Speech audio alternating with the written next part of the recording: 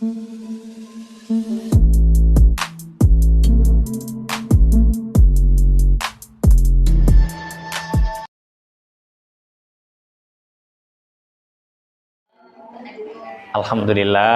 ke depan kita memasuki satu bulan yang sangat mulia yang disebut dengan bulan Rajab.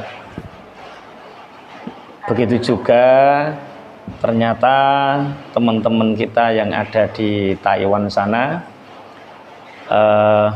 banyak menerima angpau hadiah dari teman kerjanya, teman muamalahnya, bos-bosnya yang namanya angpau Imlek. Nanti akan kita kaji dipadukan bagaimana hukumnya menerima angpau, halal atau haram, kemudian bagaimana mengucapkan hari raya selamat hari Imlek kepada teman, sanak saudara yang kebetulan posisinya ada di sana. Bahkan kalau tidak mengucapkan pun mendapatkan marah dari bos atau yang lain-lain. Kita bahas dulu dari bulan yang mulia, yaitu bulan Rajab.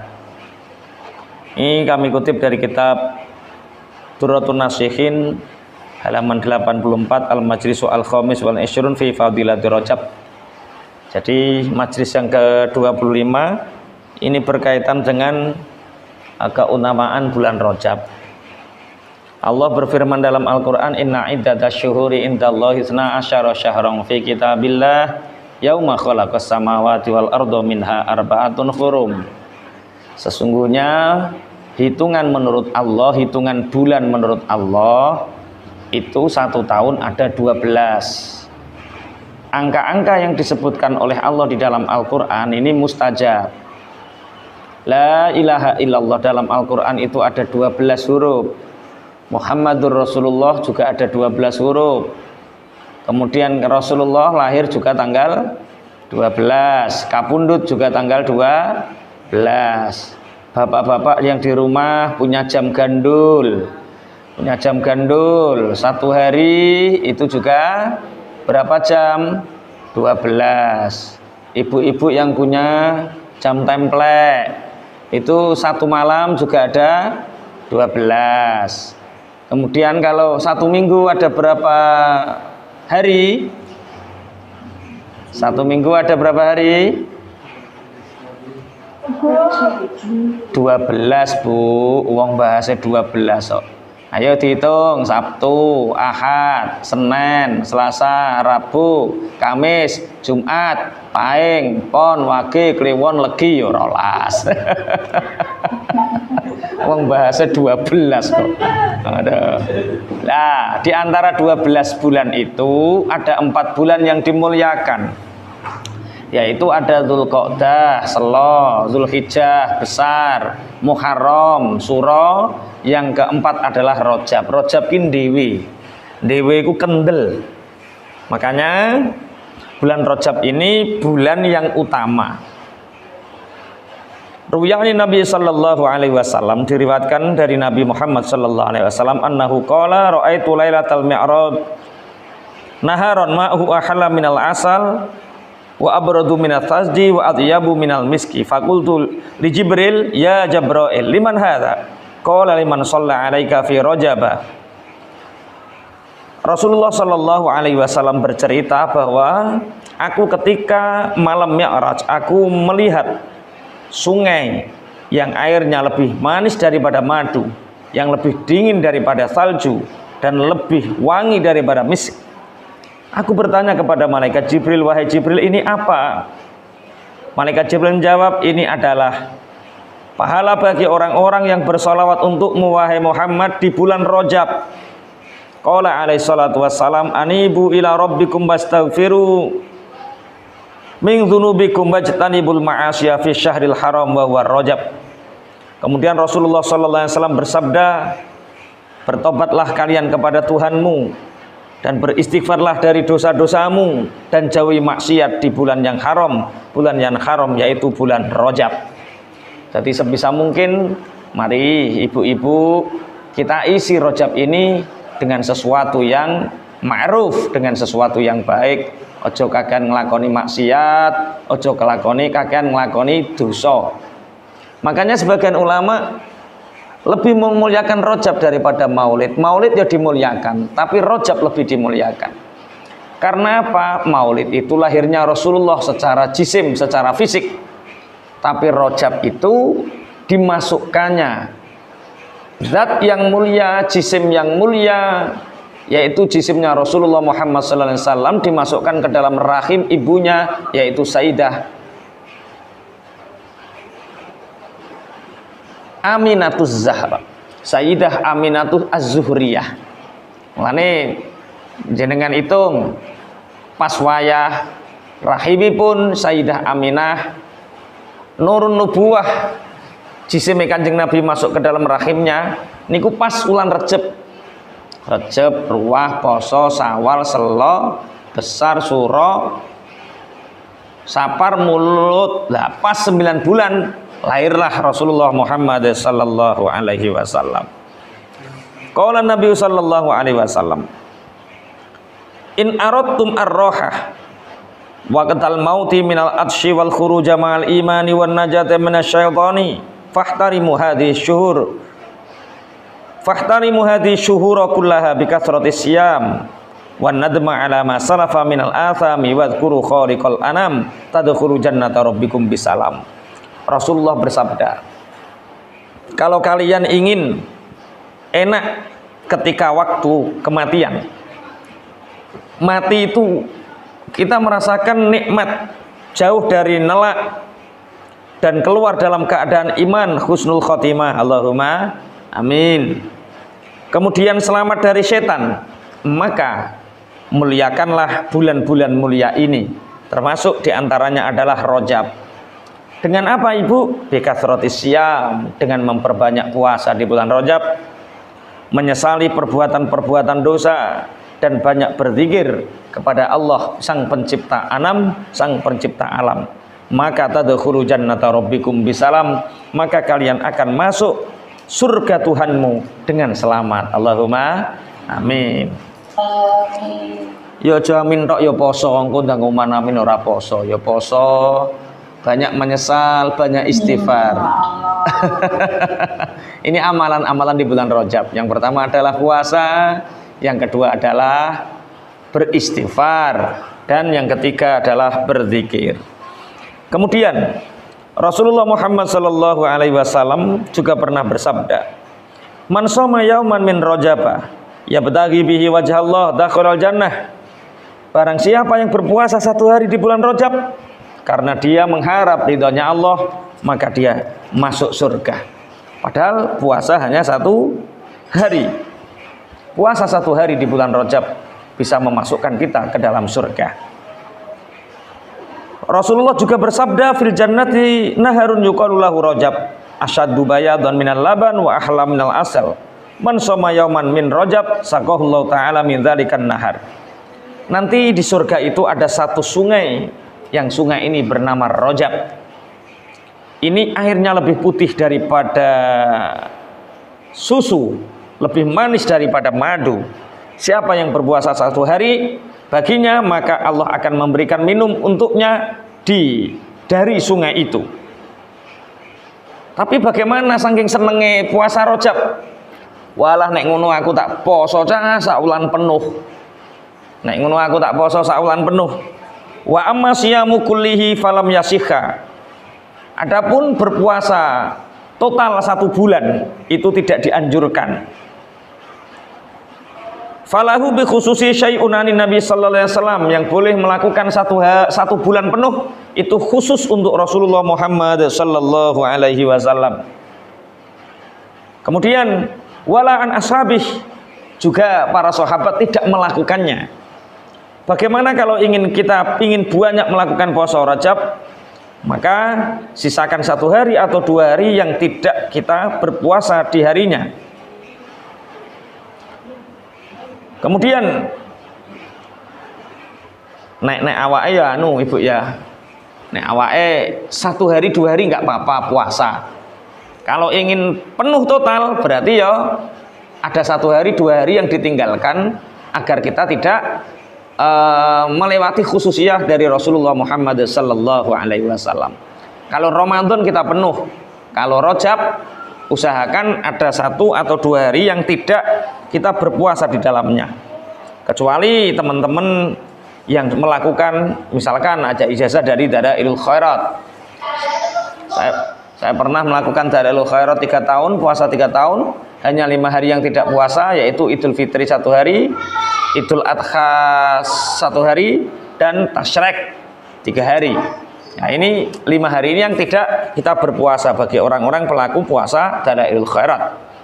Nah, bagi orang yang melakukan Dalailul Khairat nggak apa-apa 1 bulan penuh, karena disambung dengan bulan Sya'ban. Keterangan-keterangan yang lain tidak diperbolehkannya itu karena tidak ada bulan lain yang dimuliakan seperti bulan Rajab. Bismillahirrahmanirrahim. Qala al-Baihaqi. Na'am qad ruwiya an Ibnu Abbas annahu kuriha ayyusama Rajabun kulluhu wa kariyahu al-Imamu Ahmad aidan wa qala yuftiru minhu yauman aw yaumaini. Diceritakan dari Abdullah bin Abbas bahwa sesungguhnya memang dimakruhkan untuk berpuasa penuh dalam 1 bulan di bulan Rajab. Tapi menurut Imam Ahmad, untuk menghilangkan kemakruhan itu maka berbukalah 1 atau 2 hari. Bismillahirrahmanirrahim. Wa hakau an Umar wa Ibnu Abbas radhiyallahu taala anhum lakin tazulu karahatu saumihi bi ayyasuma ma'ahu syahrun akhar. Tetapi kemakruhan itu akan hilang menurut Ibnu Abbas kalau memang 1 bulan itu dilakukan dengan bulan yang lain. Misalkan saurunge Rejab apa? Saurunge Rejab, Jumadil Akhir ini kita puasa 1 bulan. Kemudian Rejab juga boleh 1 bulan, karena kebiasaan berpuasa di bulan lain inilah menyebabkan kemakruhannya menjadi hilang. Bismillahirrahmanirrahim. Diceritakan dari Abu Bakar As-Siddiq, idza madha sulusul laili min Rajab fi awali jum'atin la yabqa malaikatun fis samawati wala fil ard illa wajtami'una fil Ka'bah. Ketika hari Jumat pertama di bulan Rajab, hari yang pertama di bulan Rajab telah lewat, 1/3 malam, berarti malam Jumat terus jam 2:30, maka tidak ada 1 malaikat pun yang tersisa kecuali mereka berkumpul di semua. Dikumpul di mana? Berkumpul di Ka'bah, di bumi. Fayanzurullahu ta'ala ilaihim, Allah melihat para malaikat yang berkumpul di Ka'bah itu. Wa yaqulu ya malaikati is'alu ma syi'tum. Allah berfirman kepada para malaikat itu, mintalah apa yang kalian kehendaki. Fayaquluna rabbana hajatuna antaghfira liman shoma rajabah. Malaikat itu menjawab, ya Rabb, kami punya hajat, yaitu agar engkau mengampuni dosa-dosa orang yang berpuasa di bulan Rajab. Fayaqulullahu ta'ala qad ghafartu lahum. Maka Allah berfirman kepada mereka, aku telah mengampuni mereka. Jadi ini fadilah di bulan Rajab. Sampai Sayyidah Aisyah menceritakan bahwa Rasulullah Muhammad SAW juga bersabda, kullun nasi jiya'un yaumal qiyamah illal anbiya. Seluruh manusia nanti di hari kiamat akan merasakan lapar kecuali para nabi wa ahlihim, dan keluarga nabi, wa shaima Rajab, dan kecuali orang-orang yang berpuasa di bulan Rajab. Jadi orang-orang yang berpuasa bulan Rajab itu besok nalikane wong-wong padha ngelak, kita tidak ngelak. Allahumma amin. Wa Sya'ban wa Ramadan, dan orang yang berpuasa di bulan Sya'ban dan Ramadan, fa innahum syiba'un, mereka itu kenyang semua. La ju'alahum, tidak ada lapar bagi mereka, wala atsya, dan tidak ada apa ngelak. Ngelak ya apa? Haus, tidak ada lapar bagi mereka dan tidak ada haus juga bagi mereka. Ini sedikit tentang keistimewaan bulan Rajab. Semoga Allah memudahkan kita untuk kita mampu untuk melaksanakan puasa di bulan Rajab, walaupun puasanya itu hanya sehari. Atau mampu untuk berpuasa, maka tinggalkanlah 1 atau 2 hari di bulan Rajab. Kemudian kebetulan teman-teman yang ada di Tiongkok, di Cina, di Taiwan, di Hong Kong, Ini juga bos-bos mereka, teman kerja mereka ini merayakan hari raya Imlek. Tadi saya tanya sama Mas Taufik, Imlek ya atau apa Taufik? Waduh, memahamkannya agak sulit. Pokoknya perayaan hari raya ngoten Bu nggih. Ada yang bisa menjelaskan Imlek itu apa? Mungkin dari ibu-ibu bisa menjelaskan Imlek itu apa? Hari raya Cina, Pak. Apa? Bayangan hari raya Cina sebayangan tahun baru Cina. Di beberapa artikel kita baca ada yang menjawab tahun baru Cina. Kemudian ada yang membuat artikel Imlek itu adalah tempat di mana masuknya musim semi dan diperingati dengan acara-acara keagamaan. Jadi ternyata Imlek itu tidak hanya satu agama, tapi banyak agama di sana yang merayakannya pada berbarengan dengan hari raya Imlek. Kemarin ada yang masuk pertanyaan seperti ini. Bagaimana hukumnya bila mendapatkan hadiah? Hadiah itu kalau sana namanya apa? Angpau ya. Angpau itu bahasa Indonesia atau bahasa Cina? Oh, bahasa Cina. Artinya apa? Oh, angpau itu artinya amplop merah. Tapi isinya apa?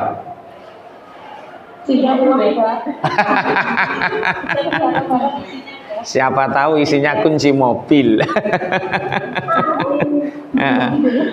Angpau.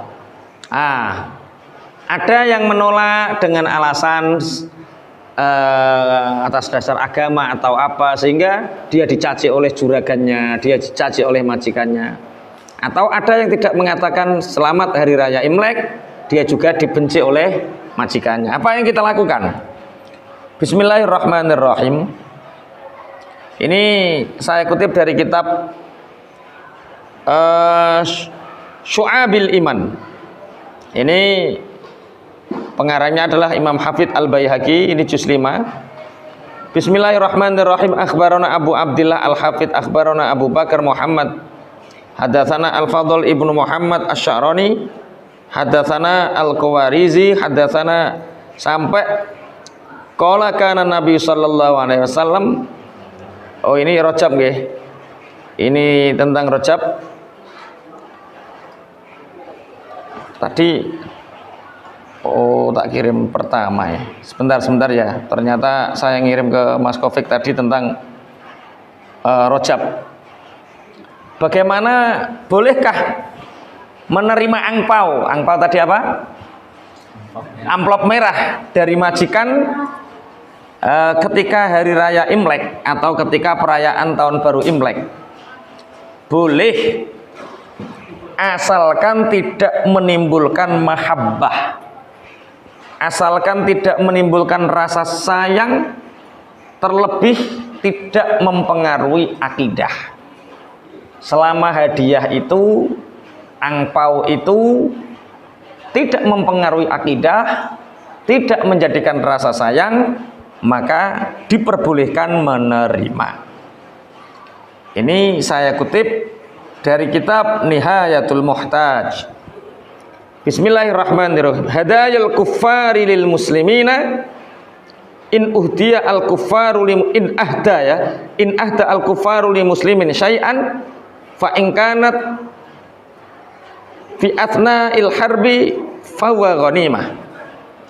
Hadiah-hadiah orang kafir kepada orang muslim itu apabila orang kafir menghadiahi orang muslim sesuatu bila berada di tengah-tengah peperangan, itu namanya ghanimah.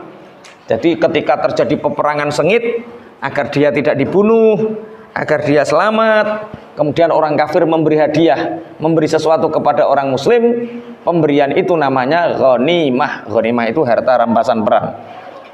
Amma ma ahduhu fi ghairil harbi fa innahu laisa bifai'in. Adapun pemberian orang kafir kepada orang muslim selain saat perang, itu juga tidak dinamakan fa'. Kama annahu laisa bi ghanimah, juga tidak dinamakan ghanimah. bal huwa liman uhdiya ilaihi.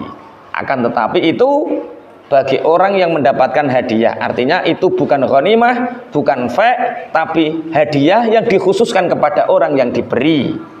Misal saat bulan ini adalah bulan di mana 14 hari orang-orang di sana memperingati hari Imlek. Saking senenge terus sampean bering oleh kecipratan angpau. Bagaimana hukumnya? Kan saat ini tidak dalam keadaan perang. Maka angpau itu boleh diterima. Boleh diterima? Boleh. Bila satu, tidak mempengaruhi akidah. Dua, tidak semakin cinta terhadap ajaran pemberian itu sehingga ingin meninggalkan agamanya. Jadi kalau memang tidak mempengaruhi apa-apa ibu, angpaunya diterima saja. Jangan hanya angpaunya, tapi isinya angpau. Isinya diterima nggak apa-apa. Itu sebagai bentuk hadiah. Kemudian bagaimana mengucapkannya? Ini nanti setelah ini saya bacakan Kifayatul Akhyar tentang apa sih hadiah itu, apa sih hibah itu, diperbolehkan apa tidak menerima hibah pemberian dari orang kafir. Nanti tak bacakan lengkap. Bismillahirrahmanirrahim. Problem saat ini para teman-teman TKW yang saat mengadakan Imlek, dia wajib menjawab Imlek. Nah, sedangkan bagaimana hukumnya? Angpaunya tadi halal kalau tidak mengkhawatirkan akidah. Lalu kalau kita tidak mengucapkan Imlek, kalau sangat terpaksa, maka kita akan dikembalikan ke agent. Nah, bagaimana menyikapinya? Ini diceritakan oleh teman TKW yang ada di Taiwan. Ini saya ambilkan dari kitab Bughyatul Mustarsyidin. Bismillahirrahmanirrahim. Wal hasilu annahu in fa'ala dzalika biqasdi tashabbuhi bihim fi syi'aril kufri yukaffar qat'an aw fi syi'aril aidi ma'a qat'in nadhari anil kufri lam yakfur walakinnahu ya'thamu wa illam yaksud at-tashabbuha bihim aslan wa ra'san fala syai'a alaihi. Hukum mengucapkan, memberi atau mengucapkan selamat hari raya Imlek ini ada 3 tafsilan kesimpulannya dalam kitab Bughyatul Mustarsyidin. 1. Bila perbuatan tersebut dilakukan ada rasa senang dengan tujuan meniru mereka dalam rangka ikut serta syiar atas kekufuran mereka, maka hukumnya kufur secara pasti. Jadi karena kita orang muslimah kemudian kerja di Taiwan, kemudian dadak majikannya itu merayakan Imlek, kemudian sampean diucapkan selamat hari raya Imlek, kemudian sampean juga menjawab selamat hari raya Imlek. Kalau tujuan mengucapkan itu untuk syiar, meniru mereka, senang dengan kekufuran mereka, maka kita juga ikut kufur. Tapi yang kedua, bila bertujuan ikut meramaikan hari rayanya orang kafir, mau melok rame-rame tok tanpa memandang kekufuran mereka, hukumnya isam atau berdosa. Yang kedua, bagaimana kalau yang ketiga? Bila tidak bertujuan tersebut seperti di atas, maksudnya tidak bertujuan mengikuti mereka, tidak bertujuan ikut meramai-ramaikan mereka, tapi kita hanya sebatas menjaga diri agar kita aman di sana dengan mengucapkan itu, atau tidak tergugah untuk mengikuti mereka, fala syai'a alaih, maka tidak ada dosa bagi mereka. Makanya kalau kita mengucapkan hari raya Imlek kepada saudara-saudara kita Cina, tata niat: 1, tidak ingin kufur seperti mereka; 2, tidak tasyabuh dan meramaikan agama mereka. Niatkan hanya menghormati dan menjaga diri saja, fala syai'a alaih, maka tidak ada sesuatu bagi mereka, artinya tidak ada dosa. Dari sini Ibu Mungkin ada 1-2 pertanyaan, monggo kalau memang ada 1-2 pertanyaan.